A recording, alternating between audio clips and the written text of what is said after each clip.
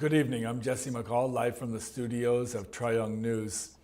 Tonight we begin with the diplomatic meetings that took place in Kuala Lumpur, where the special ASEAN Foreign Ministers meeting concluded earlier today.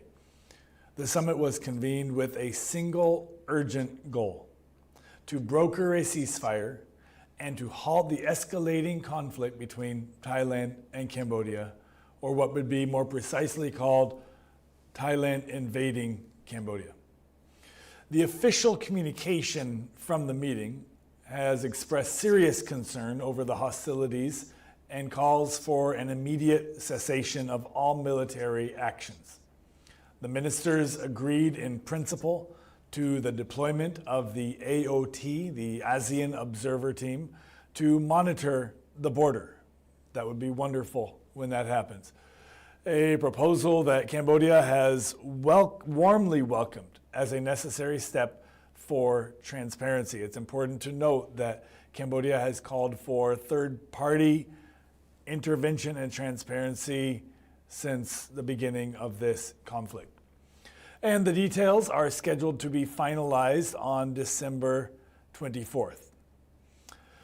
On the other hand, we want to maybe look a little bit further, what we could say maybe beyond or behind some of the closed doors. Of course, we saw photos of diplomats shaking hands, but the Thai delegation reportedly used a convenient landmine incident in Trat province, which conveniently just occurred yesterday, the day before the meeting, to justify their refusal to immediately withdraw heavy weaponry or to lift the naval blockade.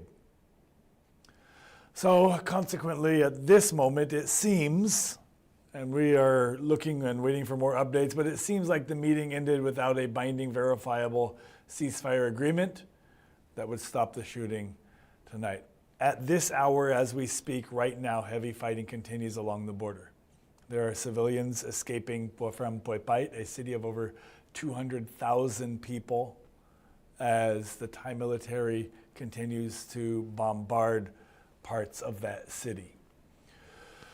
So we want to talk a little bit about what happened and what's happening, and of course there's hope that this ceasefire will stick. There's hope that the negotiations will be successful.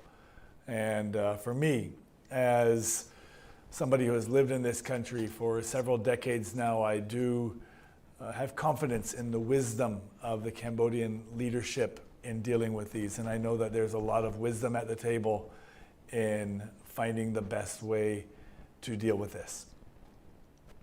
At the same time, it's evident that Thailand entered the room at the ASEAN summit not to find peace, but it sure seems like they're trying to buy time for their war machine.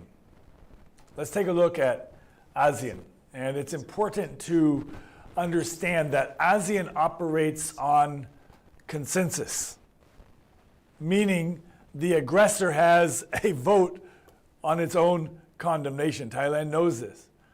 They can sign a joint statement calling for peace while their artillery shells shell Poipait at the same time. Because it seems like at this moment, and I hope that we're all wrong, but it sure seems like that at times ASEAN lacks the institutional teeth to enforce this. Some people have said Anutin is playing ASEAN like a fiddle. He gives them the language of peace so that they can save face while he continues the action of war to save his career.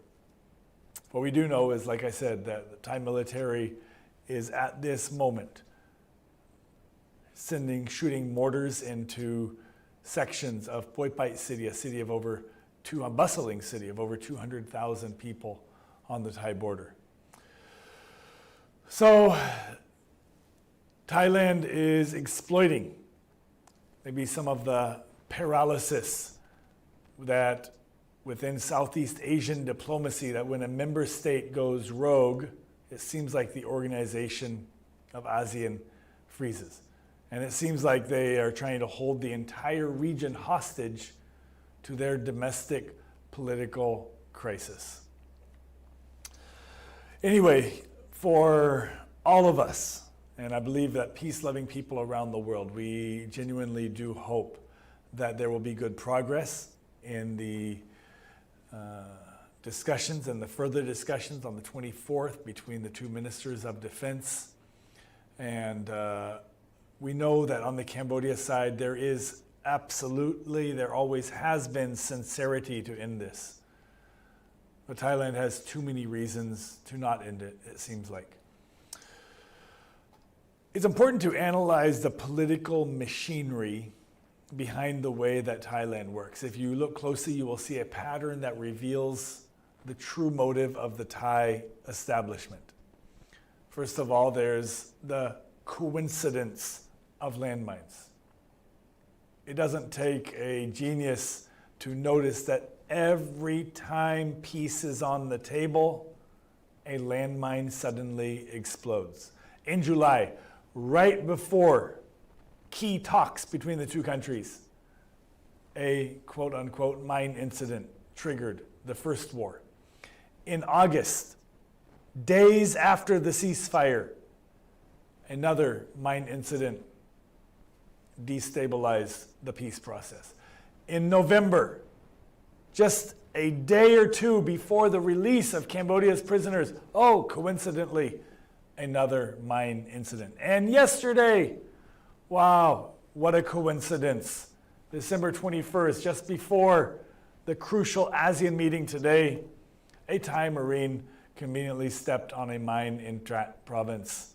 Thus, Thailand's excuse for not being able to remove their heavy military machinery. You have to understand, this is not coincidence. This is clearly political strategy. I hope that nobody out there is ignorant enough to really believe that all of this is just coincidence.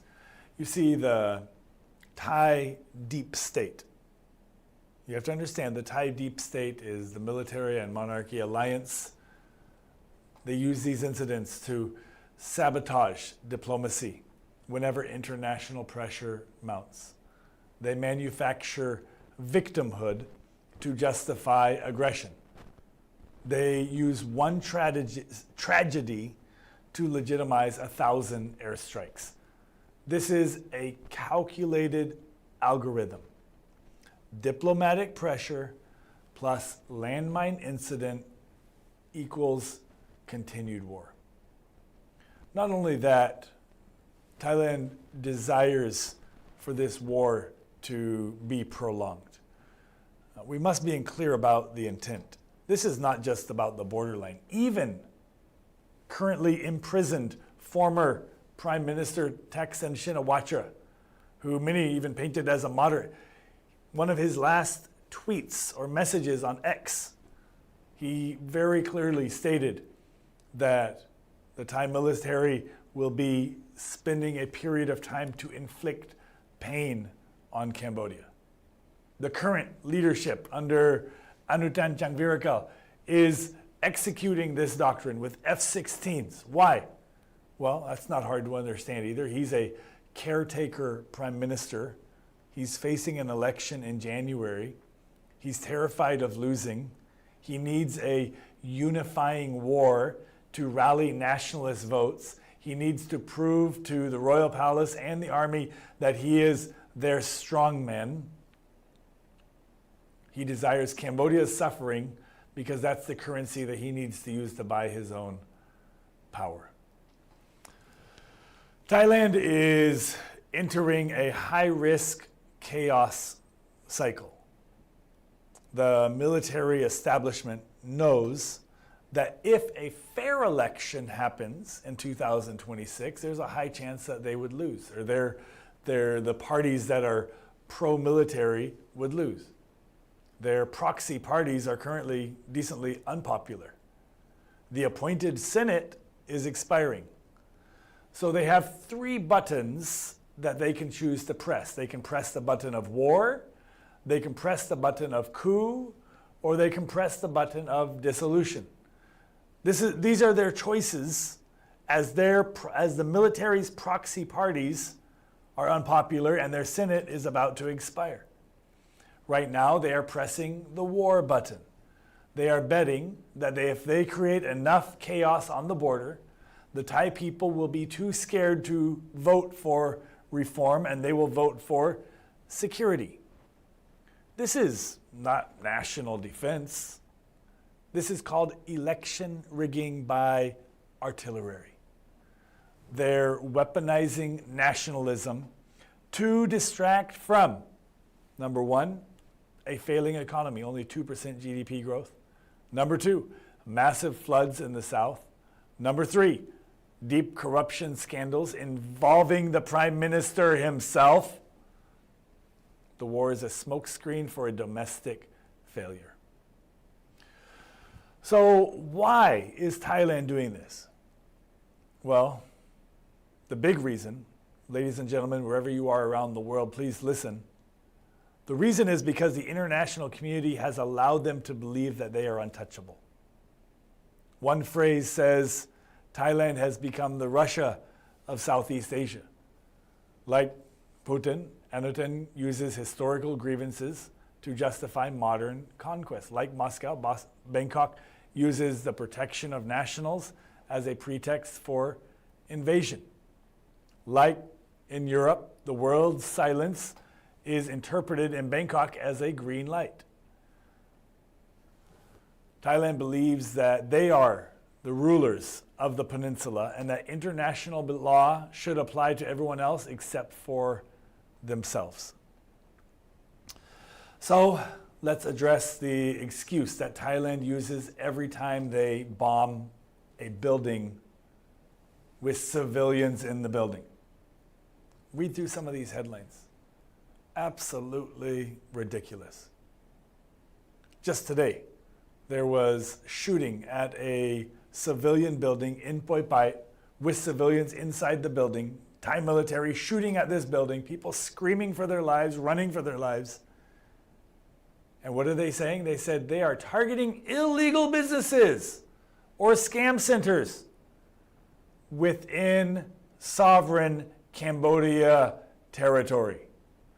We condemn this lousy excuse in the strongest possible terms. Since when did the Thai military become the world police? Even if there is an illegal business somewhere, what legal jurisdiction does Thailand have to bomb it? None. One gave the example of a thief runs into your neighbor's house, and instead of calling the police to catch the thief, you take a flamethrower and burn down your neighbor's house, killing their wife and kids as well. This is what Thailand is doing. And it's just an excuse, to be honest, but they're just saying, oh, we found some sort of illegal business harbored in that building in Cambodia, and so we're going to bomb it. Since when did they become the world police? If this is true, then watch out. Watch out anywhere where there's a Ponzi scheme, where there's some of these online scammers, any type of illegal business, watch out. Thailand F-16 bombers are coming for you. You do not drop a bomb on a city of 200,000 people because with or without evidence, and there's been no evidence shown, that you find some sort of illegal activity and you have to take care of it. If you follow this logic, any country could bomb Bangkok because of the corruption and human trafficking that happens there. Let's take a look at the irony of corruption. Let's not forget, Prime Minister Anutin himself has been linked to alleged scam financier Ben Smith. Is he bombing Poi Pai to stop scams? Or maybe he has some evidence of his own that he needs to hide and cover up through some of this bombing. Is this a war on crime, or is it a war to cover up a crime? Don't forget, Prime Minister Anutin's connections to one of the world leaders in scamming, Ben Smith. The hypocrisy is staggering. They claim to fight crime while being led by men implicated in crime. We also tonight must condemn their racism. This aggression is fueled by deep-seated, systematic racism in the Thai establishment. It's very clear. They view Cambodians not as neighbors, but as subjects to be disciplined. They gas our Cambodian villages because they don't respect Cambodians as humans.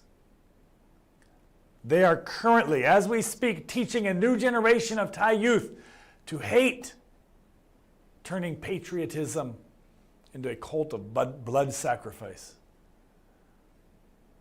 This racism isn't just prejudice, it's their policy. The Thai regime is building a narrative of what they call Thai exceptionalism. The idea that they are a holy nation and they can do nothing wrong. And they paint Cambodia as cunning and ungrateful to dehumanize Cambodia. Because of this, they use toxic gas and bomb refugee camps without losing the support of their ultra-nationalist base. It's the same psychological mechanism that fueled 20th century fascism. We're superior, therefore we're entitled to destroy you. This is such a prevalent attitude in Thailand nowadays. They're using war as their holy magic potion to cure their own identity crisis, behaving like a cult that requires a blood sacrifice to sustain its myths. We condemn the Thai deep state. The Thai people themselves are victims of the Thai deep state. Their nation is being suppressed by the deep state. The deep state fears democracy more than it fears war. The Thai deep state knows that if a real election happens, the military loses its budget and the elite lose their privileges. So they create a war to keep their country under martial law in all but name. The Thai deep state are hijacking the future of Thailand to preserve the past. So the time for concern is over. The time for accountability is now. To the world, you cannot claim to stand for the rule of law while letting Thailand act like a gangster state. If Thailand behaves like a rogue regime, treat them like one. Sanction their leaders, freeze the assets of the generals named in our legal indictments. Generals Natupan Songwit, Panna, Prime Minister Anutin, boycott their economy. Stop funding the F-16s that bomb our schools. Every dollar spent on Thai tourism is a bullet in the heart of peace. We're concerned that if the world does not act now, we don't know when this war will stop with Cambodia.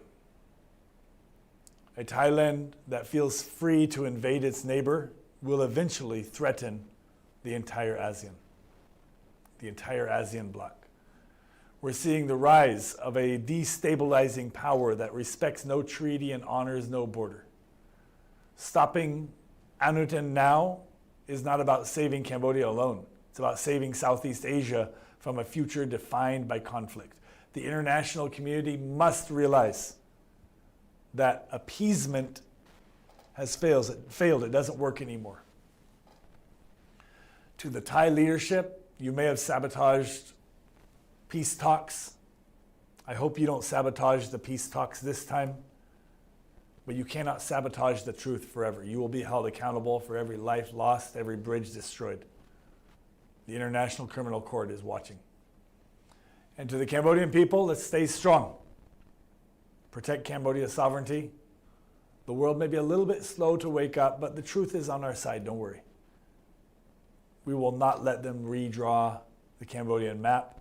We will not let them break the Cambodian spirit.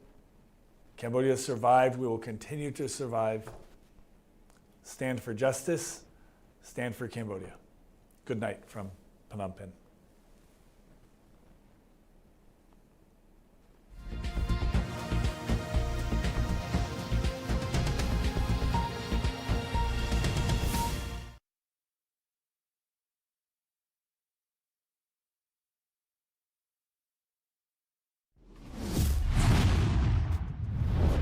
Trayong, nom sa pet krup tí con lành.